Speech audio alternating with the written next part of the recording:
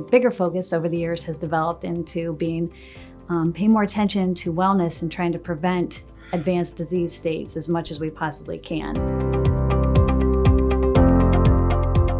I definitely use a very patient-centric model and, treating each patient completely independently, thinking about what their particular circumstance, conditions, lifestyle brings to the table, and then developing a treatment plan with them.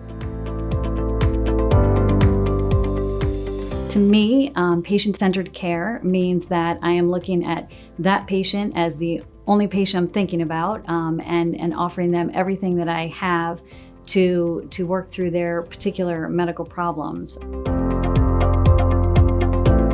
I have lived in the city of Greene for about the past 10 years, and I've been very happy with the community here and the people who live around here. And so I was thrilled when Unity offered to move us down to this location. So this is a certification that I received through the University of Tulane Medical School.